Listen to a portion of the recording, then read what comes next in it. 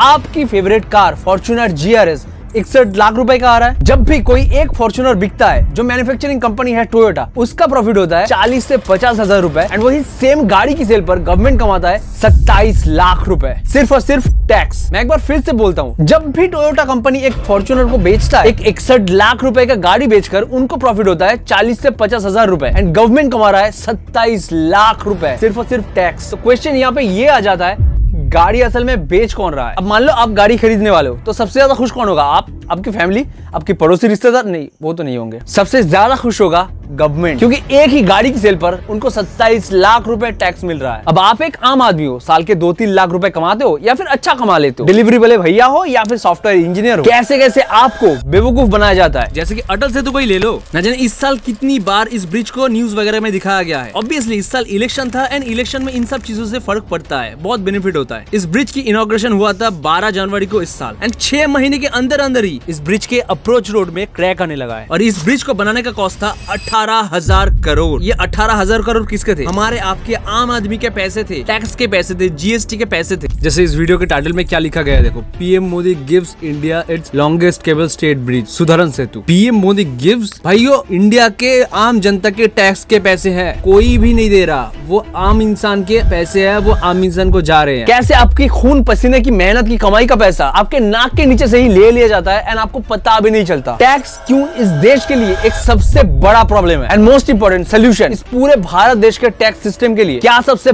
Best tax system हो सकता है। इस देश के पूरे टैक्स मैट्रिक्स में हम घुसने वाले हैं, तो चाय कॉफी लेकर बैठ जाओ। Welcome to the game of taxation. Hindustan जैसी जगह में 40% टैक्स ले रहे हो, 30 से 40%, 12 महीने में से 5 महीने आप सरकार के लिए काम कर रहे हो। A sleeping partner cannot answer sitting here. Best finance minister is back, guys. Yes. पगार तो बढ़ता नहीं है, सबका पगार वही रहता है, लेकिन खाने का दाम सबका बढ़ रहा है। 5 साल में मिडिल क्लास रहेगा ही नहीं, सब गरीब। टैक्स ले लेके कोई बचेगा ही नहीं भाई। मतलब ये साला मर कैसे नहीं रहा अभी तक? Sleeping partner cannot answer sitting here. It's a punishment, it's not a tax. Ashneer Grover ने पिछले साल यही जून के महीने में एक कंट्रोवर्शियल स्टेटमेंट दिया। जो टैक्स पेयर है ना, उसको कोई बेनिफिट नहीं मिल रहा, जिसको लेकर पूरे देश के टैक्स पेयरों में एक कॉन्वर्सेशन स्टार्ट हो गया। लोगों को कांटा तब छुआ जब अश्नीर ग्रोवर ने बोला कि जो लोग 30% टैक्स भर रहे हैं हर साल, वो असल में साल में 4 से 5 महीने गवर्नमेंट के लिए काम कर रहे हैं। जब आपको पता है कि मैं 10 रुपए कमाऊंगा और 4 रुपए सरकार रख लेगी, आप उसको महीनों में गिनो। 12 महीने में से 5 महीने आप सरकार के लिए काम कर रहे हो। चमकी बात। साल में 3 से 4 महीने वो सिर्फ गवर्नमेंट के लिए ही काम कर रहा है, क्योंकि इस दुनिया में टैक्स का शुरुआत ही कुछ ऐसे हुआ था। आज से कुछ 5000 साल पहले इजिप्ट में इसका शुरुआत हुआ था। आपको हर महीने आप जो खेती करते हो, आप जो फसल उगाते हो, उसका 20% आपको देना पड़ेगा राजा को। जो इजिप्ट के फेरो थे उनको देना पड़ेगा, और अगर आप नहीं देते हो, आपका नाक काट दिया जाएगा, आपका जमीन छीन लिया जाएगा, एंड आपको देश से निकाल दिया जाएगा। बहुत ही ब्रूटल हिस्ट्री है टैक्स की। 4 महीने गवर्नमेंट के लिए काम करने के बाद वो 8 महीने की बचे हुए पैसे को जब तुम बाजार में खर्च करने जाओगे, उस पे भी तुम्हें हर एक चीज खरीदने पर GST भरना है, जबकि तुम सेम ही पैसे पर थोड़ी देर पहले इनकम टैक्स भर चुके हो। भाई साहब, आपका बच्चा ना सरकारी स्कूल जाता है, आप मरने को आओगे, आप सरकारी अस्पताल नहीं जाओगे। जो टैक्स पेयर है ना, उसको कोई बेनिफिट नहीं मिल रहा। कितने साल आपने सरकार की गुलामी करनी है? देश में कुछ 60 लाख लोग ऐसे हैं जो 30% इनकम टैक्स भरते हैं, जो 30% इनकम टैक्स भरने के बाद भी मार्केट में जब जाते हैं, उनको हर चीजों पर GST भरना पड़ता है, और इतना सब करके भी उन्हें कुछ नहीं मिलता, उल्टा हैरेसमेंट मिलता है। इनकम टैक्स ऑफिस से होके आ रहा हूँ। लास्ट ईयर 45 लाख रुपए का टैक्स भरने के बाद भी इनकम टैक्स ऑफिशियल्स मुझे हरास कर रहे हैं। कुछ नई चीजें निकाल के एक ट्रांजैक्शन के ऊपर they are basically questioning me, ये वाला पैसा कहाँ से आया, ये वाला पैसा आपने कहाँ पर खर्च किया। मेरे को इतना हरास कर दिया लोगों ने। मैं सऊदी अरेबिया में रहता हूँ। इस केस को सेटल करने के लिए 4 लाख रुपए की ब्राइब मांगी जा रही है, बिकॉज दे नो कि मैं बाहर रहता हूँ, आई हैव गुड अर्निंग्स। उनको ये है, मेरे को ना 2 करोड़ हिंदुस्तानी मिले, इनको इनसे निकाल लो साला सब कुछ, ठीक है? मतलब ये साला मर कैसे नहीं रहा अभी तक? लेकिन एक चीज अश्नीर ग्रोवर ने गलत बोला, सारी चीजों पे एक ही GST का रेट लगा दो। 5% GST लो, सिंपल, कोई स्लैब नहीं, और सबके, मतलब जिनका टैक्सेबल इनकम है, उन सब पे एक ही रेट की इनकम टैक्स लगा दो। तुम सिंपल बोल दो जी, आपकी जितनी इनकम है उसमें 20% टैक्स लगेगा। आप कॉर्पोरेट हो, LLC हो, कुछ भी नहीं फर्क पड़ रहा भाई, 20% टैक्स है, and that should be it, right? अब देखो, स्टेज पे बोलने के लिए ये सब ठीक है, पर ये प्रैक्टिकली पॉसिबल है नहीं। एक आदमी जो 30 लाख रुपए देकर गाड़ी खरीद रहा है, उसको 10% और GST देने में बहुत स्ट्रगल नहीं करना पड़ेगा, पर एक गरीब आदमी जब महीने भर मेहनत करके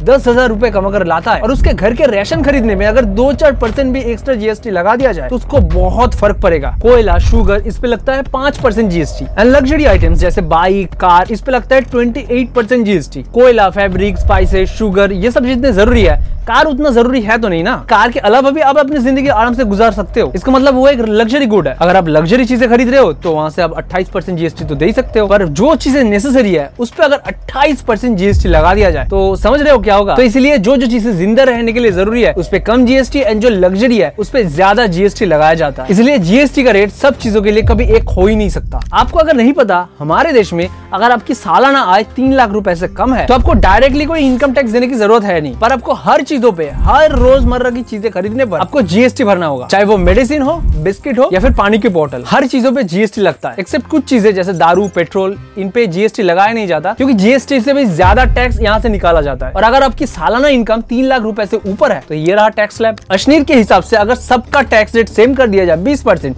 तो कभी टैक्स की चोरी नहीं होगा। अब एक बिजनेसमैन को बैठ के बोल दो 40% टैक्स करता है, तू चोरी करता है? हाँ जी करता है। 20% टैक्स कटेगा, तू चोरी करेगा? बोले सवाल ही नहीं उठता। मैं 20% ही तो देना है, 20% दे दूंगा। नहीं, ऐसा नहीं होगा। हमारी ह्यूमन साइकोलॉजी ऐसे कम नहीं करता। अगर टैक्स 50% है तो हम 40 मांगेंगे, अगर 40 है तो 30 मांगेंगे, अगर 30 है तो 20 मांगेंगे, अगर 20 है तो 10 मांगेंगे। तो चोरी होता रहेगा। इंसान को जितना दो उतना कम है। और दूसरी चीज ये कि इनकम टैक्स रेट कभी सेम हो ही नहीं सकता। मान लो एग्जाम्पल के तौर पे सचिव जी, मान लो सचिव जी फुलेरा गांव से निकल के एक ठीक ठाक सी नौकरी कर रहा है, 4 लाख रुपए साल का, और सचिव जी का शहरी दोस्त 1 करोड़ रुपए साल का कमा रहा है। अगर आप बाजार में जाओगे, चीजों के दाम तो दोनों के लिए सेम है, तो जिंदगी जीना किसके लिए सबसे ज्यादा मुश्किल होगा? और मान लो कल को अगर रिंकी से शादी हो जाए, बच्चे वगैरह हो जाए, तो सर्वाइव करना और भी मुश्किल। वो बचाएंगे क्या, खाएंगे क्या और इमरजेंसी के लिए रखेंगे क्या? और वही सचिव जी के दोस्त को कोई सर्वाइव करने में दिक्कत नहीं होने वाला। ज्यादा से ज्यादा क्या होगा, उनकी थोड़ी लग्जरी कम हो जाएगा, ऑडी की जगह फॉर्च्यूनर में घूमेंगे, बट सर्वाइव करने में कोई दिक्कत नहीं आने वाला है। तो इसी कारण के लिए ये टैक्स रेट सबके लिए सेम नहीं हो सकता। अब एक बड़े प्रॉब्लम को समझने के लिए हमें कुछ बेसिक चीजें जान लेना होगा, जो कि हमारे कमाल के एजुकेशन सिस्टम है। अगर आप कॉमर्स नहीं लेते हो तो आपको कभी भी सिखाया नहीं जाएगा, समझाया नहीं जाएगा, पर आपको जिंदगी में हर रोज वो चीजें काम आने वाला है। इंडिया में 2 तरह की टैक्स सिस्टम है, डायरेक्ट टैक्स जैसे इनकम टैक्स एंड बिजनेसों के लिए corporate tax, and indirect tax जैसे कि GST, sales, surcharge and others. पहले इनडायरेक्ट टैक्स जैसे कि जीएसटी, टोल टैक्स, जो एक मिडिल क्लास आदमी हर रोजमर्रा की जिंदगी में पे करता ही है। जीएसटी को मोदी सरकार के द्वारा 1 जुलाई 2017 से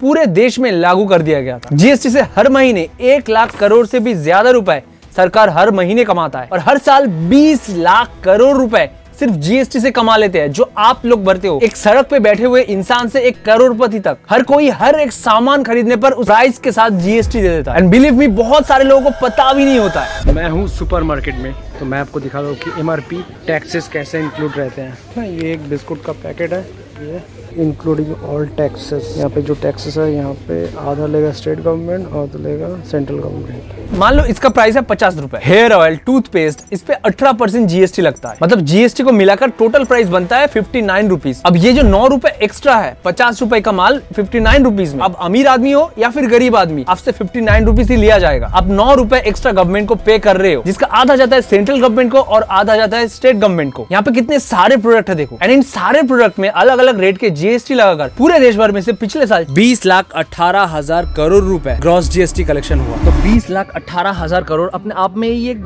बड़ा नंबर होता है। ऑलमोस्ट पूरे साल के बजट का हमारा आधा पैसा ही है। अब देखो ताई हमारे पॉकेट से ये जीएसटी का पैसा कैसे निकालती है। देखो, मैं कल एक मॉल में गया, वहाँ पे एक बिस्किट खरीदना था, एक टूथपेस्ट खरीदना था। तो बिस्किट पे लगता है 5% जीएसटी एंड टूथपेस्ट पे लगता है 18% जीएसटी। तो मैं कुछ खरीदने गया, वहाँ पे जीएसटी पे करा। तो मैंने एक बिस्किट का पैकेट लिया, एक टूथपेस्ट लिया, मैंने जीएसटी भरा। तो मॉल से बाहर आके मैं अपने गाड़ी में बैठा, और तो मेरे पास गाड़ी है नहीं, पर अज्यूम कर लेते हैं। तो मैं जब अपने गाड़ी में बैठा, उस गाड़ी पर मैं 28% जीएसटी, 22% सेस, 12% के around surcharge, road tax and वगैरह वगैरह टैक्स मैं पे कर चुका हूँ ऑलरेडी। इतने सारे टैक्सेस देके जब मैंने गाड़ी खरीदा, उस गाड़ी को जिस रोड पर चलाने वाला हूँ, उस रोड के लिए भी मैंने ऑलरेडी टैक्सेस भरे हैं। तो मैं गया था प्रोडक्ट खरीदने, वहाँ पे टैक्स भरे, गाड़ी पर टैक्स भरे, रोड पर टैक्स भरे। फिर उस गाड़ी से मैं जा रहा हूँ, आगे आ रहा है सामने हाईवे, वहाँ पे मुझे टोल टैक्स देना पड़ेगा। 100 रुपए, 200 रुपए, 300 रुपए मुझे टोल टैक्स देना पड़ेगा। टोल टैक्स लिया जाता है ताकि उस रोड को बनाने में जो पैसा खर्च हुआ है उसको रिकवर करा जा सके। पिछले साल सरकार ने सिर्फ टोल टैक्स से 40,000 करोड़ रुपए कमाए। मैंने फिर टैक्स भरा, क्यों? जिस रोड को बनाने के लिए मैंने पैसे दिए थे, उस रोड पे चल क्यों रहा हूँ, उस पे टैक्स दे रहा हूँ मैं। ठीक है, मैं जा रहा हूँ, एक दुकान दिखा मुझे पानी पीना था, मुझे प्यास लगा था, मैं गाड़ी रोका, पानी खरीदने गया, उस पानी पर भी मुझे टैक्स देना है। हर चीज जो खरीदूंगा उस पे टैक्स भरना है मुझे। पानी की बोतल खरीद कर मैं और कुछ नहीं खरीदते, चलो घर चलते हैं। मैं जब घर गया फिर मुझे रियलाइज हुआ मैं इस घर पे भी टैक्स भर चुका हूँ, प्रॉपर्टी टैक्स। मेरे घर पे जो भी फर्नीचर है, वो अलमारी हो, वो सोफा हो, वो बेड हो, वो खरीदते वक्त मैंने उस पे भी टैक्स भरे हैं। अच्छा, ये सारी चीजें, ये खर्चे पे मैं टैक्स तब भर रहा था जब मेरे पास सैलरी आया था। वो सैलरी जब मिला था उस पे भी मैं ऑलरेडी इनकम टैक्स भर चुका था। तो मैं ये सब सोचते सोचते मैं सो गया। फिर अगले दिन सुबह जब उठा, मुझे ऑफिस जाना था। मेरा ऑफिस था 25 किलोमीटर दूर। फिर जब मैं हाईवे पे चढ़ा ऑफिस जाने के लिए, फिर मुझे टोल टैक्स देना पड़ा। तो भैया मतलब सांस लेने पे सिर्फ टैक्स नहीं है इस देश में, उसके अलावा हर चीजों पे टैक्स है। तो आपको अगर कोई बोले कि ये सड़क तो मैंने बनवाया है, मुझे वोट देना, उनको बोलना ये पैसा तो हमारा है, हम इनकम टैक्स भरते हैं, हम जीएसटी भरते हैं, ये पैसा हमारा है, आपको सिर्फ चुना गया है ये चीजों को करने के लिए, वो भी आप ढंग से नहीं करते हो। पैसा हमारा ही है, आपने एक्स्ट्रा क्या किया है हमारे लिए? कुछ किया है? नहीं ना। कोई भी एमएलए, कोई भी एमपी जो रोड, हॉस्पिटल, ब्रिजें बनवाता है वो हमारे ही पैसे से बनता है। आप जो जीएसटी देते हो, आप जो इनकम टैक्स भरते हो, उससे ही आता है। उल्टा उनकी सैलरी और बाकी जो अलाउंसेस उनको मिलते हैं वो सारे हमारे टैक्स के पैसे से ही आता है। जो आप एक आम इंसान एक टूथपेस्ट खरीदते वक्त, एक हेयर ऑयल खरीदते वक्त, थोड़ी सी चीनी खरीदते वक्त जो एक्स्ट्रा पैसे देते हो,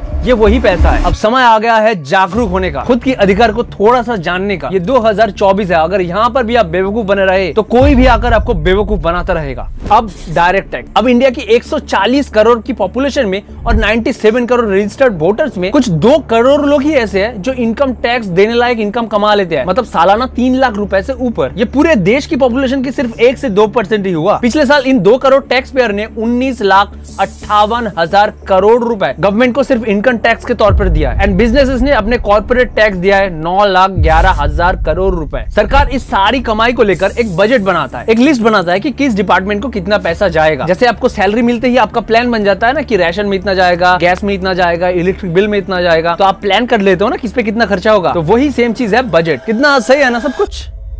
नहीं, एक टैक्स का पूरा मैट्रिक्स, एक ट्रैप चल रहा है यहाँ पे। फिर से हम लोग सचिव जी का एग्जांपल लेते हैं। मान लो सचिव जी एक कंपनी में ज्वाइन करा है और कंपनी ने पिछले साल 2023 में 10 करोड़ रुपए का प्रॉफिट कमाया है। तो according to income tax act 1961 तो इस प्रॉफिट पे लगेगा सीधा सीधा 30% corporate tax and 12% surcharge. Surcharge होता है कि मान लो अगर देश में कल को कोई नेचुरल डिजास्टर आ जाए तो सरकार के पास पैसा होना चाहिए ना उस सिचुएशन को डील करने के लिए, तो इसी के लिए सरचार्ज लिया जाता है। अब टैक्स देकर कंपनी के पास बचता है 5 करोड़ 88 लाख रुपीज। आपने नोटिस किया कि 10 करोड़ रुपए कैसे 5 करोड़ 88 लाख रुपीस हो गए? ये जो पैसा टैक्स देना पड़ा है, ये पैसा टैक्स देना ना पड़े इसलिए कुछ लोग टैक्स में घोटाला करते हैं, जिसको ब्लैक मनी कहा जाता है। मतलब ठीक से ईमानदारी से टैक्स नहीं भरते हैं। अब मान लो वो कंपनी 1 करोड़ रुपए सालाना तनख्वाह पे सचिव जी को नौकरी पे रखता है। पूरा साल सचिव जी ने बहुत मेहनत करा, सचिव जी को सैलरी मिल गया, पर सचिव जी को उस पैसे पर फिर से टैक्स देना होगा। तो मान लो सचिव जी के 1 करोड़ की सैलरी पर इनकम टैक्स के TDS वगैरह वगैरह काट कर मान लो 70 से 75 लाख रुपए सालाना उनको आया है। अब सचिव जी का बहुत टाइम से सपना था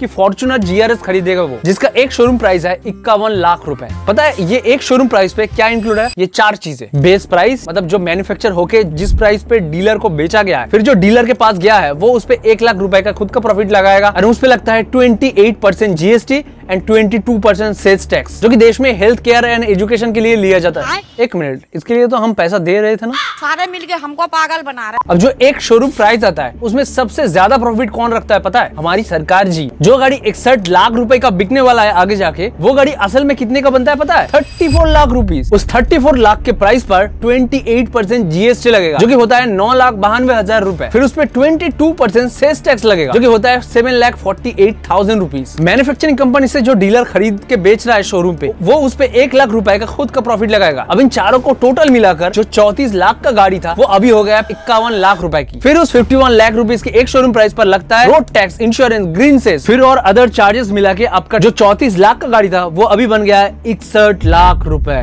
और इस गाड़ी पर जो आपको जिंदगी भर पेट्रोल का खर्चा होने वाला है और उस पेट्रोल के प्राइसेस पे जो टैक्सेस भी लगने वाले हैं, फिर आप जब हाईवे पे जाओगे वहाँ पे टोल टैक्स भी लिया जाएगा, वो अलग। फिर गाड़ी का अगर कोई पार्ट्स खराब हो जाता है तो पार्ट्स जब आप खरीदोगे उस पे भी आप GST पे करोगे, वो अलग। वो तो आप जिंदगी भर पे करते रहोगे। और उससे भी शॉकिंग बात ये है कि 61 लाख रुपए का गाड़ी बेचा, पर जो कंपनी ने असल में बनाया है उसका प्रॉफिट होता है 40 से 50,000 रुपए। मतलब जो 34 लाख का बेस प्राइस था उस पे सारी मैन्युफैक्चरिंग कॉस्ट हटाकर 50,000 रुपए प्रॉफिट बचता है कंपनी का। और कंपनी ये जो 50,000 रुपए प्रॉफिट कमाया, ऐसे जितने भी 50 आ रहा है वो सारा जब टोटल होगा उस पे भी उनको इनकम टैक्स भरना है साल के आखिर में। तो कंपनी मान लो 33 लाख में अपना गाड़ी दे रहा है और डीलर अपना 1 लाख रुपए का प्रॉफिट लगा रहा है, पर उसके बाद से जो सारा प्राइसेस है वो सरकार कमा रहा है अराउंड 27 लाख रुपीस। तो गाड़ी आखिर बेच कौन रहा है? सारे मिलके हमको पागल बना रहे। भाई ये 10 करोड़ 20 करोड़ छोड़ो, मैं ये सिंपल सा एक एग्जांपल देता हूँ। मान लो मेरी सैलरी है 60,000 रुपए, तो मान लो जो कंपनी है वो उस अपना प्रॉफिट पे इनकम टैक्स दे चुका है, उसने मेरे को 60,000 रुपए दिए, 60,000 रुपए 5 लाख रुपए साल के, ऐसा कुछ मेरे को इनकम टैक्स भरना है। मैं बाजार जाता हूँ राशन पानी खरीदने, वहां पे भी मुझे हर एक चीज पर मुझे जीएसटी देना होगा, और मैं राशन पानी खरीदने जिसके यहाँ जा रहा हूँ, जहाँ पे पैसे खर्च कर रहा हूँ, उनको भी आगे जाके इनकम टैक्स भरना है, और वो भी राशन पानी जब खरीदने जाएंगे वो भी जीएसटी देंगे।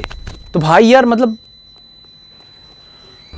ऊपर से नीचे आते आते पैसे के पोर्शन घट रहा है, और वो पोर्शन सरकार के पॉकेट में जा रहा है। ऐसे हर एक स्टेज पर सरकार पॉकेट में अपना लेता रहेगा टैक्स या जीएसटी जब तक वो पैसा मार्केट से खत्म नहीं हो जाता। तो ये पूरा मैट्रिक्स सही है क्या?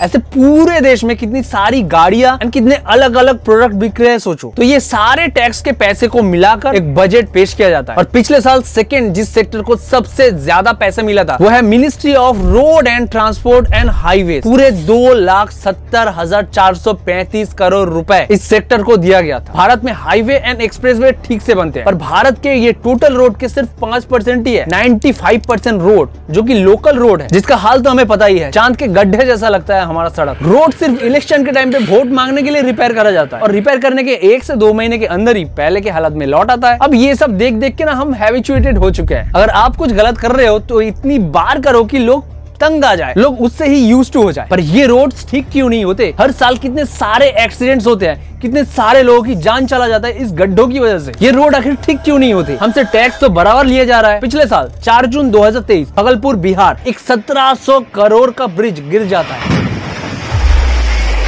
वो 1700 करोड़ किसके पैसे थे? हमारे आपके नॉर्मल इंसानों के टैक्स के पैसे थे। पता है उस ब्रिज के गिरने का रीजन क्या था? सस्ते मटेरियल्स यूज करना, मतलब पैसे बचाया जा रहा था वहां पे, मतलब करप्शन हुआ है ब्रो। हमारे खून पसीने की कमाई हर एक चीजों पे दाम बढ़ा कर लिए जा रहे हैं। जब ऐसे 1700 करोड़ का ब्रिज बन के पानी में चला जाता है ना, दिल में दर्द होता है बॉस। पर पता है हमारे देश की जनता ना सबसे भोली है, उनको पता ही नहीं है कि ये टैक्स के पैसे है, ये हमारे ही आपके पैसे है जो ऐसे बर्बाद हो गए। बिहार में अभी इस साल कुछ दिन पहले ही एक ब्रिज और कोलैप्स हो गया, एंड उसका बजट था 12 करोड़ रुपए। ये 12 करोड़ रुपए किसके पैसे थे? हमारे आपके जैसे नॉर्मल लोगों के पैसे थे। और कहीं कहीं पर तो ऐसे ब्रिज भी बन रहे हैं, सब बालू निकल रहा है, ये देख सकते हैं बाल के इंजीनियर, ये देख सकते हैं, ये देखिए नीतीश कुमार का पुल है, देख सकते, दिखाइएगा एक बार भाई साहब पुल हुआ कितना बड़ा है, और इसका जड़े में इस तरह हाथ घसने से ना, और ये पुल का भी साल से 2 साल हुआ होगा। अगर कल को ये ब्रिज गिर जाए तो 4 लोगों की मौत तो होगी ना, पर उन 4 लोगों से किसी को क्या फर्क पड़ता है? वो तो कीड़े मकोड़े हैं, वो मरते रहेंगे, किसी को क्या फर्क पड़ता है? और जो ब्रिज गिरेगा टैक्स की पैसे की बर्बादी होगी वो अलग। और ट्रेन की एक्सीडेंट्स तो क्या ही बताए, वंदे भारत हमको दिखता है, पर पुराने ट्रेनों की खराब मैनेजमेंट की वजह से इतने सारे लोगों की जो जान जा रहा है वो हमें नहीं दिखता है। आखिर हमारे टैक्स के पैसे से ही तो इन सब की डेवलपमेंट होता है। यह है 2024 कैपिटल ऑफ इंडिया। बहुत समस्या होती है सर, कई लोग बिना पानी भरे ही घर चले जाते हैं, सबको पानी नहीं मिल पाता। टैंकर व्यवस्था चल रही है तो टैंकर से तो सभी लोगों को पानी नहीं मिल पाता। पानी आज भी हर घर में नहीं पहुंच पाया है, तो टैंकर व्यवस्था चल रही है। नहीं, ये अफ्रीका नहीं है, ये इंडिया ही है। हमारी देश की कैपिटल, हमारी प्यारी दिल्ली है। ये है दिल्ली की दया बस्ती। लोग कच्चे मकानों में रहते हैं, सड़कें नहीं है, चारों तरफ कूड़ा फैला है। ये नॉर्मल गलियां यहाँ की, ये चल रहा है दिल्ली में। क्या कर रहे हैं भाई? कोई अगर सफेद यूरोपियन आदमी इसको देख ले तो इतनी गिल्ट में आए कि ये डूब के इसी नाले में मर जाए। कुछ भी नहीं होता है, सब कुछ होता है इलेक्शन के टाइम में। अभी कुछ नहीं हो रहा, 2 महीने बाद देखना फिर आ जाएगा, सारा उठ करके पूरा आ जाएगा, जितना नेता रहेगा सब। भैया मेरे देना वोट, भैया मेरे देना। दिखाइए मुख्यमंत्री जी और प्रधानमंत्री जी को, ये है दिल्ली, है कि नहीं?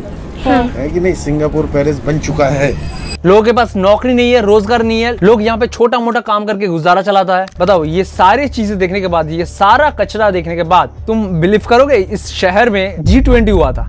अगर 2024 में इंडिया का कैपिटल दिल्ली में ये हो रहा है, तो बाकी सारी जगहों में, बाकी सारे स्टेट्स में, गांव में क्या हो रहा है? वोट देना होता तो आ जाओ, हम करेंगे, इसके बाद कोई नहीं करता। दिल्ली में हर विधायक, हर एमएलए को 7 करोड़ रुपए साल के दिया जाता है, और इवन पूरे देश में भी एमएलए को 4 से 5 करोड़ रुपए साल के दिया जाता है अपने एरिया में डेवलपमेंट करने के लिए। पर हार्डली कोई 50% भी यूज करता होगा। अब इस पैसे का कितना यूज करा जाता है एक्चुअल में, कितना यूज नहीं करा जाता, इसका डेटा कहाँ पे है मुझे नहीं पता। अगर हमारा ही टैक्स का पैसा एमएलए को दिया जा रहा है तो वो डेटा, वो रिपोर्ट, कितना हुआ है काम, वो डेटा पब्लिक होना चाहिए।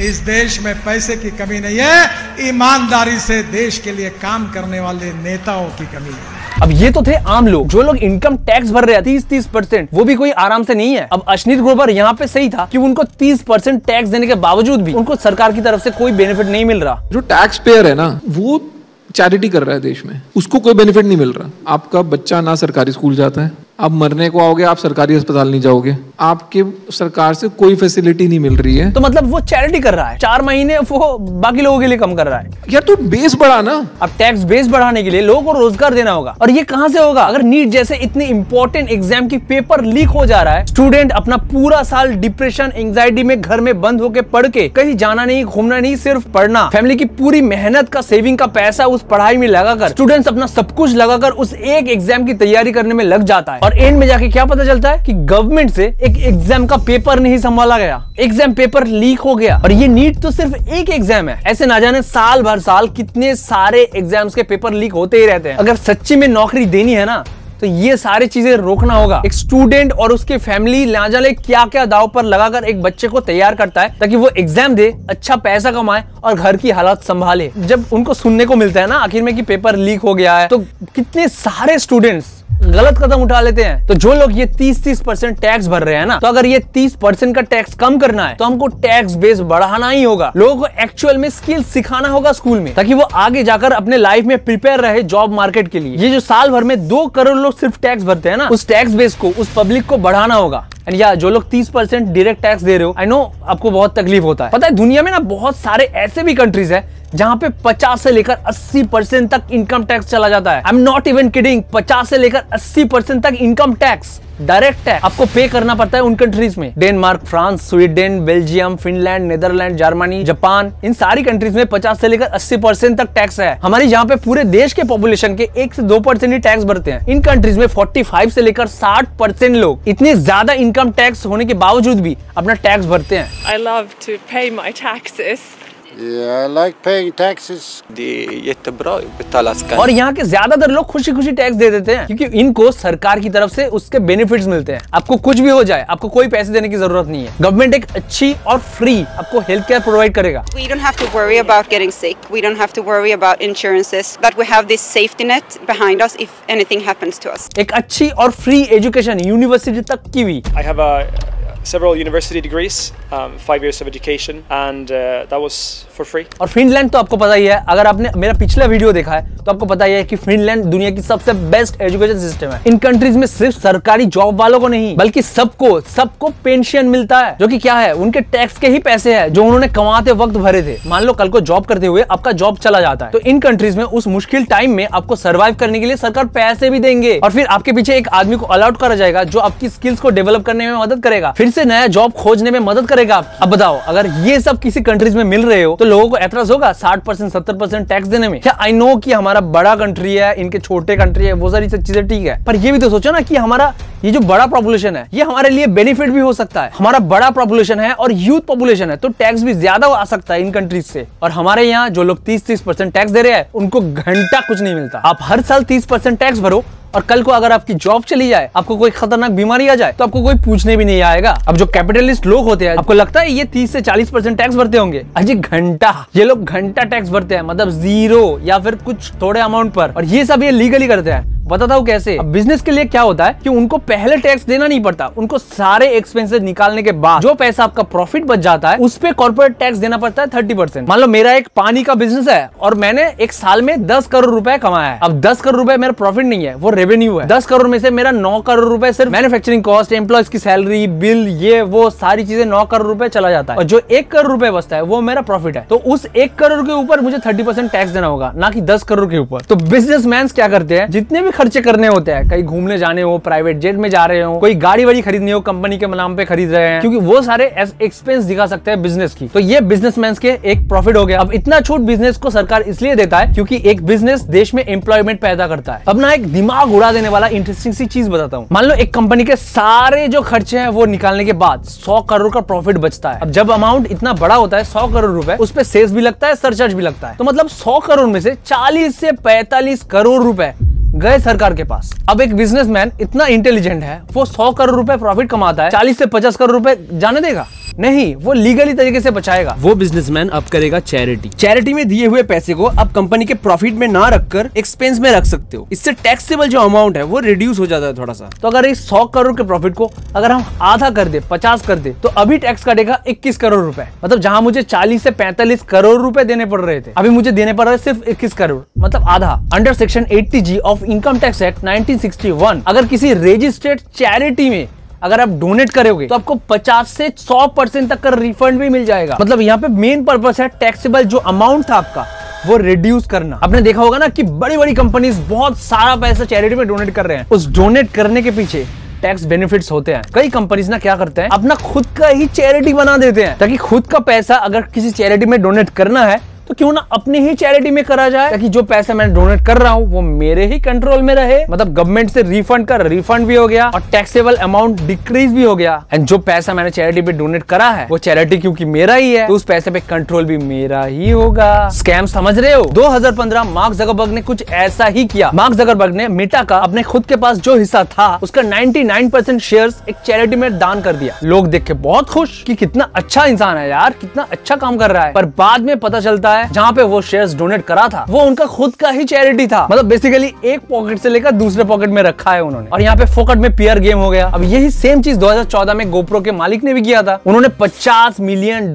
वर्थ की शेयर्स चैरिटी में डोनेट कर दिए। फिर पता चलता है कि जहाँ पे डोनेट करा गया है वो उनका खुद का ही फाउंडेशन है। और अगर आप खुद का फाउंडेशन नहीं बनाते हो तो कई बार कुछ लोग ऐसा करते हैं, जिस फाउंडेशन को डोनेट कर रहे हैं तो वहाँ पे कुछ लोग ऐसे इलीगल तरीके से डील करके रखते हैं, मैं आपको 50 रुपए देने वाला हूँ, अब 45 रुपए मुझे लौटा देना और 5 रुपए आप खुद के लिए रख लेना। तो ये जो सिर्फ 5 रुपए मुझे देना पड़ा ये टैक्स के अमाउंट से बहुत ज्यादा कम है। और ये सारा ताम तोबड़ा तो था कंपनी का प्रॉफिट पर। बिजनेसमैन अगर खुद की कंपनी से सैलरी ले रहा है, नॉर्मल एक आम इंसान की तरह उनको इनकम टैक्स भरना है। तो इसीलिए कई बिलियनियर्स इनकम ही नहीं लेते, सैलरी लेते ही नहीं, $1 सैलरी लेते हैं। अब बताओ $1 की सैलरी पर कभी घर चल सकता है? चल सकता है, बताता हूँ कैसे। अब जितने भी टॉप के बिलियनियर्स है ना, ये लोग सैलरी की जगह कंपनी के शेयर्स लेते हैं। अब वो जो शेयर्स है वो बैंक के पास में गिरवी रखते हैं कि ये मेरे शेयर्स रख लो और मेरे को पैसे दे दो कुछ। अब बैंक से जो पैसा लिया है आधे पैसे से अपना घर खर्च जो गाड़ी वाड़ी खरीदना है सब खरीद लेंगे और आधा पैसा किसी बिजनेस में इन्वेस्ट करेंगे वो लोग। अब जब वो बिजनेस ग्रो करेगा और प्रॉफिट देगा फिर उसी प्रॉफिट से बैंक का लोन चुका देंगे, तो उनको शेयर्स भी बेचने नहीं पड़े और अलग से एक बिजनेस भी हो गया, वहां से इनकम स्ट्रीम भी हो गया। तो सैलरी नहीं लेना पड़ा तो इनकम टैक्स 0, बैंक से लोन लिया था, बैंक का लोन का पैसा भी मिल गया, उनको इंटरेस्ट भी मिल गया, शेयर्स भी हमें बेचने नहीं पड़े पैसों के लिए, और एक अलग से बिजनेस में भी मैंने इन्वेस्ट कर दिया। जेफ बेजोस, इलॉन मस्क, ये सारे बिलियनियर्स ऐसे ही करते हैं। इसलिए आप हमेशा पाओगे कि बिलियनियर्स कर्जे में जी रहे हैं। अब हमारे देशों में भी ये भर भर के हो रहा है, बल्कि हमारे देश में तो लोग एक स्टेप और आगे जाके फार्मर्स बन जाते हैं। Under section 10 subsection 1 agricultural income पे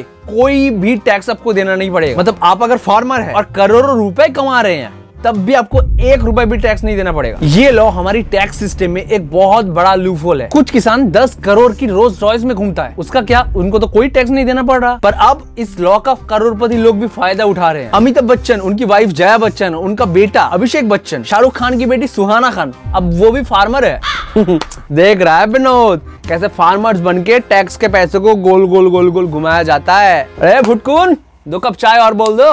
अब सी मेरे को जीएसटी या फिर इनकम टैक्स से कोई भी दिक्कत नहीं है। उल्टा मुझे लगता है कि जीएसटी एक सबसे बढ़िया डिसीजन है by the prime minister Modi government. अब जब जीएसटी को डिटेल में जानोगे ना तो आपको पता चलेगा जीएसटी कितना कड़क है। बट एक इस देश का आम नागरिक होने के तौर पर मेरे पास कुछ सोल्यूशन है कि इस देश के टैक्स सिस्टम को कैसे बेटर किया जा सकता है। पहला है एमपीज की अलाउंसेस। सी हर एक एमपी को अपने 1 लाख रुपए मंथली सैलरी के अलावा 5.5 लाख रुपए की अलाउंसेस अलग से हर मंथ दिया जाता है, हर महीने। अब ये डाटा देखो, अगर लोकसभा के 543 एमपीज में से 93% एमपीज अगर करोड़पति है तो वहाँ पे क्या मतलब बनता है 5.5 से 6 लाख रुपए हर महीने हर एक एमपीज के पीछे अलाउंसेस के लिए खर्च करने का। मैं नहीं कह रहा हूँ कि पूरा बंद कर दे, ये जो अमाउंट है इसको डिक्रीज तो कर सकते हैं ना, तो टैक्स का पैसा बचेगा। अरे वो जो पैसे बचेगा उन पैसे को लोगों को खाना ही खिला दो ना, जिन लोगों को 2 वक्त की रोटी भी नसीब नहीं होता है। आज भी देश में 19 करोड़ लोग ऐसे हैं जिनको भूखा पेट सोना पड़ता है। ग्लोबल हंगर इंडेक्स 2023 में 125 कंट्रीज में से 111वें रैंक पे आते हैं हम, मतलब नीचे से लास्ट। देश में हर एक दिन 4,500 बच्चे मारे जाते हैं जो 5 साल के नीचे है, because they can't have food. कितनी उम्र है दोस्त? हमको 18 से। खाना वाना हो जाता है रोज? होता है, कभी कभी होता है, कभी नहीं होता, ऐसा ही भी रहते हैं। कितने टाइम खाते हो दिन में?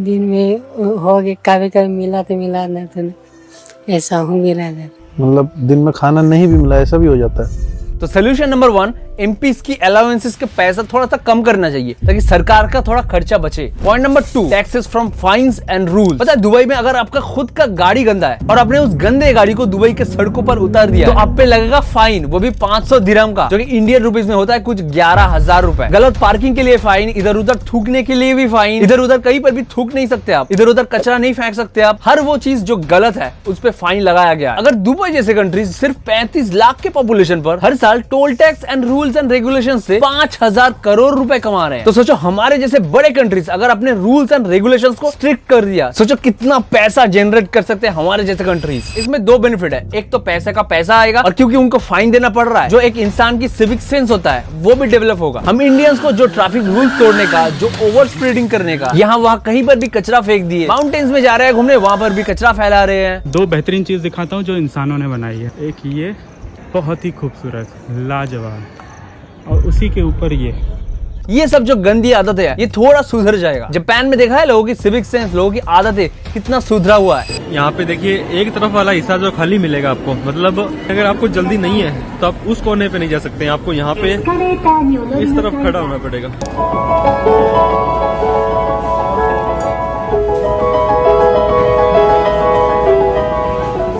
हमें भी थोड़ा वैसे सुधारने की जरूरत है। गवर्नमेंट को पैसे के पैसे बन जाएंगे और हमारे सिविक सेंस भी थोड़ा सा सुधार जाएगा। हमें ऑलवेज लगता है कि हमारा देश सबसे बेटर है, पर नहीं, जो देश जो चीज सबसे बेस्ट कर रहा है वहां से वो चीज हमें सीखना चाहिए। आखिर हमारी कॉन्स्टिट्यूशन भी तो ऐसे ही बना था, बाकी सारे देशों की लॉ से इंस्पिरेशन लेकर हमारे कॉन्स्टिट्यूशन को बनाया गया था, तो वही सेम फॉर्मूला अप्लाई करना है। थर्ड पॉइंट, टैक्स बेस बढ़ाना है हमें। देश में अनएम्प्लॉयमेंट पीक पर है, हमें साल भर चलते हुए इस प्रथा को, पेपर लीक को खत्म करना होगा ताकि लोगों को नौकरी मिल सके। जब लोगों को नौकरी मिलेगा तभी तो ज्यादा लोग टैक्स पे करेंगे। अब ये डेटा देखो, बहुत इंटरेस्टिंग है। हमारे पूरे देश की 8% जीडीपी सिर्फ गवर्नमेंट एम्प्लॉयज की सैलरी देने में चला जाता है। इसलिए शायद सरकार कभी कभी कहती है कि आज मूड नहीं कर रहा, 10 लाख वैकेंसीज गवर्नमेंट जॉब के अवेलेबल है पर आज मूड नहीं कर रहा, बाद में कभी देखेंगे। इस सिर्फ गवर्नमेंट जॉब वाली मेंटेलिटी को खत्म करना होगा एंड स्किल बेस्ड काम को सीखना होगा, बिजनेस को अपनाना होगा। पता है कितने सारे लोग ये गवर्नमेंट जॉब के चक्कर में पूरा यंग एज बर्बाद कर देता है। मेरा ये वीडियो देख लेना। सोल्यूशन नंबर 4, मुझे ऑनेस्टली लगता है